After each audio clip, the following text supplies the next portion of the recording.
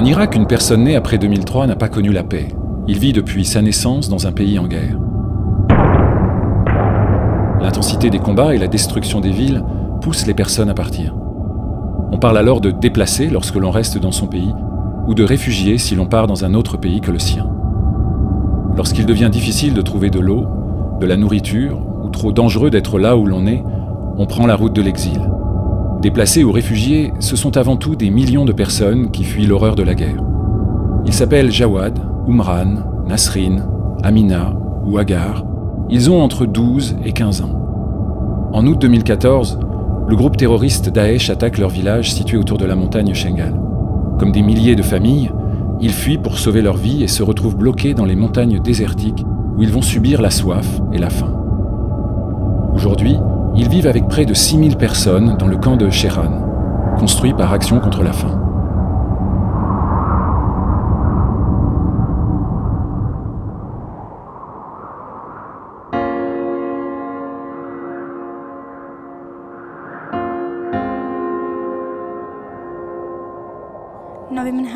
Je m'appelle Agar, j'ai 14 ans. Je suis arrivée au camp de Sheran en 2015. Terrifiée par l'arrivée de Daesh, ma famille et moi avons dû fuir notre ville.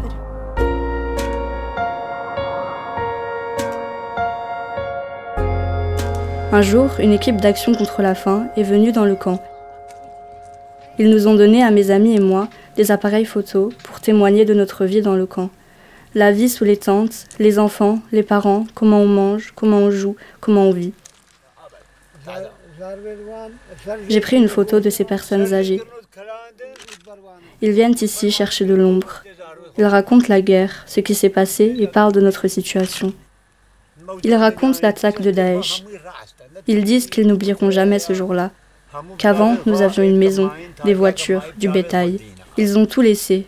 Certains enfants ont été tués. Les femmes ont été enlevées pour être vendues.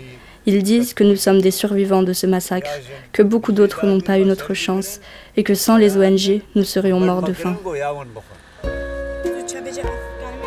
Cela fait plus de 3 ans que je suis arrivée au camp. Je ne me souviens pas très bien. À l'époque, je me demandais ce qui nous arrivait.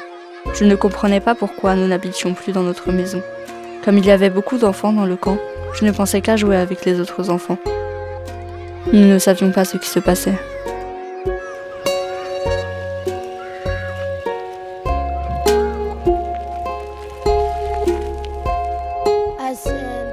Je m'appelle Umran. Je m'appelle Jawad. On a 12 ans, on est cousins. Lorsque notre ville a été attaquée, on a fui dans la panique.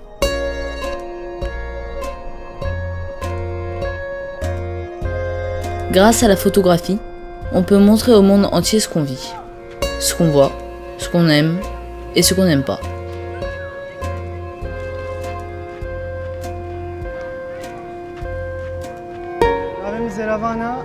Je m'appelle Zeravan et je suis un travailleur psychosocial chez Action contre la faim. Lorsque les Yazidis ont été chassés de chez eux par Daesh, Action contre la faim est intervenue pour aider la population. Nous avons apporté une aide psychosociale ainsi qu'une aide alimentaire. Ces deux formes d'aide sont très importantes pour les déplacés. Nous organisons des groupes de parole avec les enfants et les adolescents. Avec les enfants, nous parlons de leur arrivée dans les camps de déplacés et comment ils peuvent s'habituer à cette nouvelle vie.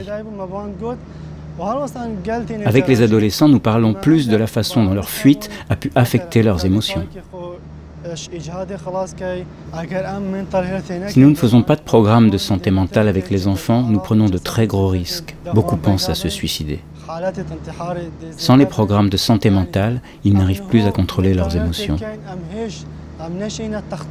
Nous avons de nombreux cas de grave dépression. Quand ils pensent à leur vie d'avant, alors qu'ils vivent dans une tente aujourd'hui, ils n'ont plus envie de vivre. C'est ce que nous essayons d'éviter.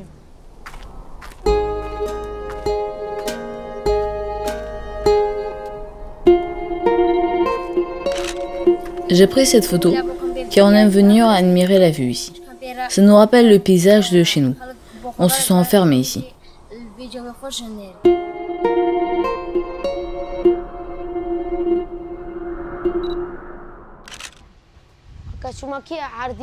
J'ai pris en photo mes chaussures parce que j'aime beaucoup ces chaussures. Elles sont vieilles et pas très jolies, mais c'est le dernier souvenir que j'ai de Shengal. Moi, j'ai voulu prendre en photo les plantes parce que je les arrose très souvent. Je ne veux pas qu'elles souffrent de la soif, comme lorsque ma famille et moi on a fui Daesh. Je pense que les plantes aussi ont une âme et je ne veux pas les voir souffrir.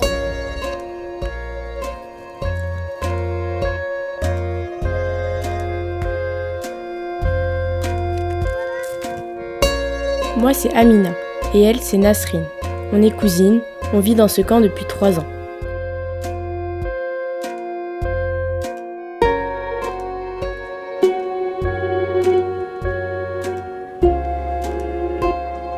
Notre maison à Shengal était très grande. On avait 4 chambres pour la famille et une chambre pour les invités. Il y avait une grande cuisine et surtout un beau jardin. Le jardin me manque car j'aime bien les fleurs et ici il n'y a pas de fleurs.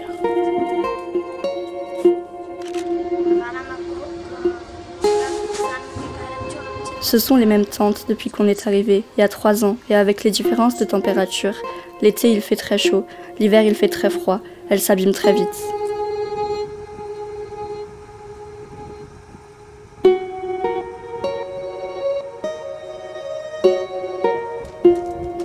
Notre famille a 2 tentes, une pour dormir et une pour recevoir.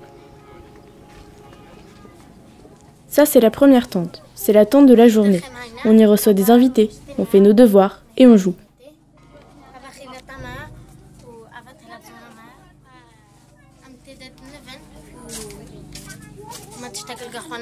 Cet espace-là, c'est la seconde tente, c'est la chambre de toute la famille. C'est vraiment différent de Shengal.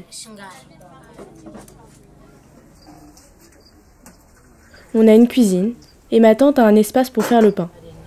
Elle ne fait pas le pain près des tentes car c'est dangereux et on pourrait mettre le feu.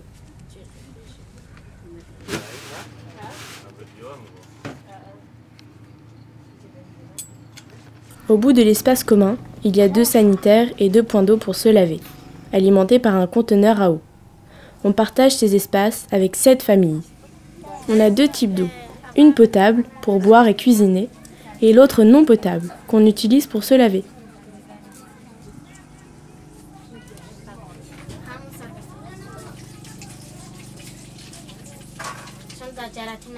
Avant qu'on arrive au camp, Action contre la faim avait installé tout le réseau d'eau.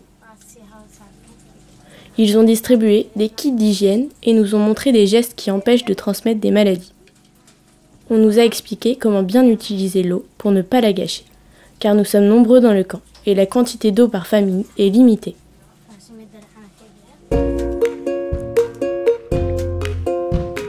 Tout le monde dépend de l'eau. Si un réseau d'eau n'avait pas été installé dans le camp, il serait insalubre, car l'eau, c'est la vie.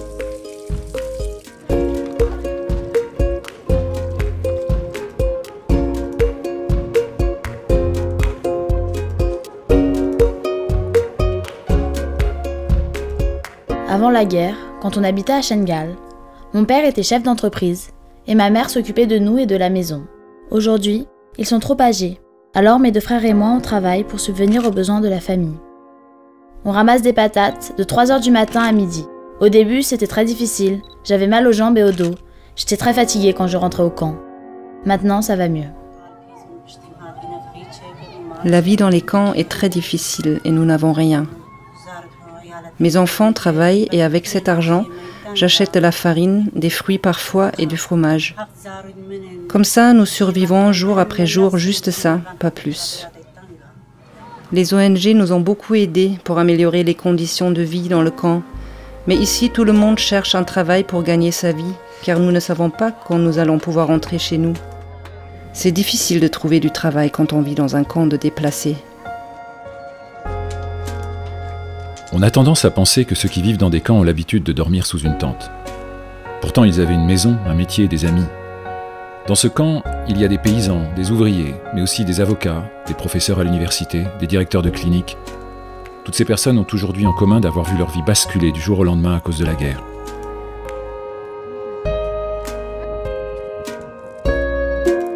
Ils s'appellent Umran, Amina, Nasrine, Agar, Jawad. Ils sont 5 et ont entre 12 et 15 ans.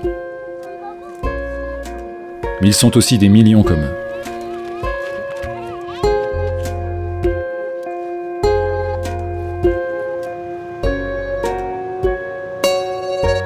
En participant à la course contre la faim, vous allez aider Action contre la faim à accompagner ces personnes à trouver un lieu sécurisé, à avoir accès à l'eau, à la nourriture et à un soutien psychosocial pour se construire un avenir meilleur.